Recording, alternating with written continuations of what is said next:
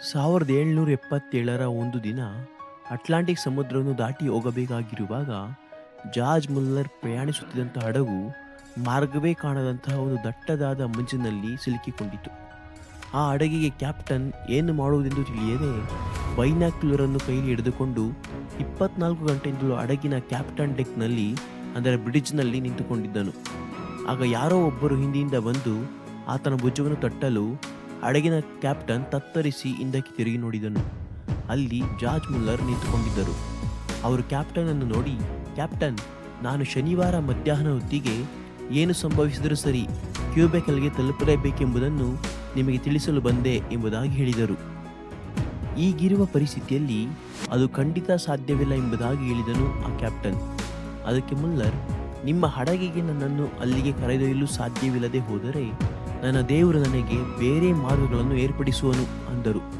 ನಂತರ ಈ ಮಂಜುಗಡ್ಡೆ ಕರಗಲು ನಾವು ಒಳಗೆ ಹೋಗಿ ಪ್ರಾರ್ಥಿಸೋಣ ಬನ್ನಿರಿ ಎಂಬುದಾಗಿ ಮುಲ್ಲರ್ ಆತನನ್ನು ಕರೆಯಲು ಕೂಡಲೇ ಆ ಕ್ಯಾಪ್ಟನ್, ಮಿಸ್ಟರ್ ಮುಲ್ಲರ್, ಈ ಮಂಜು ಎಷ್ಟು ದಪ್ಪದ್ದು ಮತ್ತು ಗಟ್ಟಿಯಾದದು ಎಂಬುದಾಗಿ ನಿಮಗೆ ಅರ್ಥವಾಗುತ್ತಿದೆಯೇ ಎಂದು ಪ್ರಶ್ನಿಸಿದನು. ಇಲ್ಲ ಎಂದು ಉತ್ತರಿಸಿದಂಥ ಜಾರ್ಜ್ ಮುಲ್ಲರ್, ನನ್ನ ಕಣ್ಣುಗಳು ಮಂಜಿನ ಗಾತ್ರದ ಮೇಲೆ ಅಲ್ಲ, ಬದಲಿಗೆ ನನ್ನ ಜೀವನದ ಎಲ್ಲ ಸನ್ನಿವೇಶಗಳನ್ನು ನಿಯಂತ್ರಿಸುವ ನನ್ನ ಜೀವ ಸ್ವರೂಪನಾದ ದೇವರ ಮೇಲೆಯೇ ಇದೆ ಎಂಬುದಾಗಿ ಆ ಕ್ಯಾಪ್ಟನ್ಗೆ ಉತ್ತರಿಸಿದರು. ಆಗ ಇದು ನಿಜಕ್ಕೂ ಕಾಲಹರಣ ಮಾಡುವಂಥ ಒಂದು ವ್ಯರ್ಥ ಪ್ರಯತ್ನ ಎಂಬುದಾಗಿ ಗುಣಗಾಡುತ್ತಲೇ ಆ ಕ್ಯಾಪ್ಟನ್ ಜಾರ್ಜ್ ಮುಲ್ಲರನ್ನು ಹಿಂಬಾಲಿಸಿದನು. ಜಾರ್ಜ್ ಮುಲ್ಲರ್ ಒಳಗೆ ಹೋಗಿ ಮೊಣಕಾಲೂರಿ ನಂಬಿಕೆಯಿಂದ ತುಂಬ ಸರಳವಾದ ರೀತಿಯಲ್ಲಿ ಪ್ರಾರ್ಥನೆಯನ್ನು ಮಾಡಿದರು. ಕರ್ತನೇ, ನಿನಗೆ ಚಿತ್ತವಾದರೆ ತಡೆಯಾಗಿರುವ ಈ ಮಂಜುಗಡ್ಡೆಯನ್ನು 5 ನಿಮಿಷಗಳಲ್ಲಿ ಕರಗಿಸಿ ತೆಗೆದುಹಾಕು. ನಾನು ಶನಿವಾರ ಮಧ್ಯಾಹ್ನದ ಹೊತ್ತಿಗೆ ಕ್ಯೂಬೆಕಲ್ಗೆ ತಲುಪಲೇಬೇಕೆಂಬುದು ನಿನಗೆ ಚೆನ್ನಾಗಿ ಗೊತ್ತುಂಟು. ಇದು ನಿನ್ನ ಚಿತ್ತ ಎಂಬುದಾಗಿ ನಾನು ನಂಬುತ್ತೇನೆ ಎಂದು ಪ್ರಾರ್ಥಿಸಿದರು. ಅವರು ಪ್ರಾರ್ಥನೆ ಮಾಡಿ ಮುಗಿಸಿದ ನಂತರ ಆ ಕ್ಯಾಪ್ಟನ್ ಸಹ ಪ್ರಾರ್ಥನೆ ಮಾಡಲು ಪ್ರಾರಂಭಿಸಿದನು. ಕೂಡಲೇ ಮುಲ್ಲರ್ ಆತನ ಭುಜದ ಮೇಲೆ ಕೈಯಿಟ್ಟು, ನೀವೇನು ಪ್ರಾರ್ಥಿಸಬೇಡಿರಿ ಎಂಬುದಾಗಿ ಹೇಳಿದರು. ಆಶ್ಚರ್ಯದಿಂದ ನೋಡಿದಂಥ ಕ್ಯಾಪ್ಟನ್ಗೆ ಮುಲ್ಲರ್, ನಾನು ಆ ರೀತಿ ಹೇಳಿದ್ದಕ್ಕೆ 2 ಕಾರಣಗಳುಂಟು. ಒಂದು, ನಮ್ಮ ಕರ್ತನು ನಿಶ್ಚಯವಾಗಿಯೂ ಅದ್ಭುತ ಮಾಡುತ್ತಾನೆಂಬುದಾಗಿ ನೀನು ನಂಬಲಿಲ್ಲ. ಎರಡನೆಯದು, ನಾನು ಮಾಡಿದ ಪ್ರಾರ್ಥನೆಗೆ ಈಗಾಗಲೇ ಉತ್ತರ ಸಿಕ್ಕಿದೆ ಎಂಬುದಾಗಿ ನಾನು ಬಲವಾಗಿ ನಂಬುತ್ತೇನೆ. ಆದ ಕಾರಣ ಅದಕ್ಕಾಗಿ ಮತ್ತೊಬ್ಬರು ಪ್ರಾರ್ಥಿಸುವ ಅವಶ್ಯವಿಲ್ಲ ಎಂಬುದಾಗಿ ನೆನೆಸುತ್ತೇನೆ ಎಂದು ಹೇಳಿದರು. ಇದಲ್ಲದೆ ಮುಲ್ಲರ್ ಆ ಕ್ಯಾಪ್ಟನ್ಗೆ, ಕ್ಯಾಪ್ಟನ್, ನಾನು ನನ್ನ ದೇವರನ್ನು 57 ವರ್ಷಗಳಿಂದ ಅರಿತಿದ್ದೇನೆ. ಆತನು ಯಾರೆಂದು ನನಗೆ ಚೆನ್ನಾಗಿ ಗೊತ್ತಿದೆ.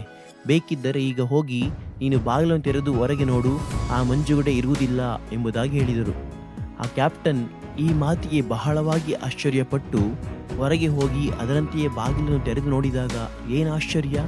ಅಲ್ಲಿದ್ದ ಮಂಚೆಲ್ಲ ಸ್ವಲ್ಪವೂ ಸಹ ಇಲ್ಲದೆ ಕರಗಿ ಹೋಗಿ ಮಾರ್ಗವು ತುಂಬ ಸ್ಪಷ್ಟವಾಗಿ ಕಾಣಿಸುತ್ತಿತ್ತು.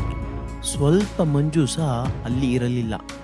ಆ ಕ್ಯಾಪ್ಟನ್ ಕೆಲವು ದಿನಗಳ ನಂತರ ಮಿಸ್ಟರ್ ಇಂಗ್ಲಿಷ್ ಎಂಬುವವರ ಬಳಿಯಲ್ಲಿ ಅಲ್ಲಿಯವರೆಗೂ ಒಬ್ಬ ಸಾಮಾನ್ಯನಾದ ಲೋಕರೀತಿಯ ಕ್ರೈಸ್ತನಾಗಿ ಜೀವಿಸಿದ ನನ್ನನ್ನು ಮಾರ್ಪಡಿಸಿದಂಥ ಒಂದು ಅದ್ಭುತ ಘಟನೆ ಅದಾಗಿತ್ತು ಎಂಬುದಾಗಿ ವಿವರಿಸಿ ತಿಳಿಸುತ್ತಾನೆ. ನಮಗೆ ಬರುವ ಸಮಸ್ಯೆಗಳು ಎಷ್ಟು ದೊಡ್ಡವುಗಳು ಎಂದು ನಾವು ನೋಡುತ್ತೇವೆ ಹೊರತು ಆ ಸಮಸ್ಯೆಗಳಿಗಿಂತ ನಮ್ಮ ಸಂಗಡ ಇರುವ ದೇವರು ದೊಡ್ಡವನೆಂಬುದನ್ನು ಹಲವಾರು ವೇಳೆಗಳಲ್ಲಿ ನಾವು ಮರೆತು ಬಿಡುತ್ತೇವೆ. ನಿನ್ನ ಸಮಸ್ಯೆ ಎಷ್ಟು ದೊಡ್ಡದು ಎಂಬುದನ್ನು ಕರ್ತನ ಬಳಿ ಹೇಳಬೇಡ, ಬದಲಿಗೆ ನಿನ್ನ ದೇವರು ಎಷ್ಟು ದೊಡ್ಡವನು ಎಂಬುದನ್ನು ಆ ಸಮಸ್ಯೆಗೆ ಹೇಳು. ಇದು ಜಾರ್ಜ್ ಮುಲ್ಲರ್ರ ತತ್ವ. ಒಂದೊಂದು ದಿನವೂ ಸಮಸ್ಯೆಗಳಲ್ಲಿ ಸಿಲುಕಿ ಅಪನಂಬಿಕೆಯಿಂದ ಒದ್ದಾಡುವುದನ್ನು ಬಿಟ್ಟು ಸಮಸ್ಯೆಗಳ ಮಧ್ಯದಲ್ಲಿಯೂ ನಿಮ್ಮ ದೇವರು ದೊಡ್ಡವನೆಂಬುದನ್ನು ನಂಬಿಕೆಯಿಂದ ಅರಿಕೆ ಮಾಡಿ ನೋಡಿರಿ. ಸಮಸ್ಯೆಗಳೆಲ್ಲ ಆ ಮಂಜಿನೋಪಾದಿಯಲ್ಲಿಯೇ ಕರಗಿ ಕಾಣದೇ ಹೋಗಿಬಿಡುತ್ತವೆ. ಆ ಜಾರ್ಜ್ ಮುಲ್ಲರ್ರ ದೇವರೇ ಇಂದು ನಿಮ್ಮ ದೇವರೆಂಬುದನ್ನು ಎಂದಿಗೂ ಮರೆಯದಿರಿ. ಕರ್ತನು ನಿಮ್ಮ ಸಂಗಡ ಇರಲಿ. ಆಮೇನ್.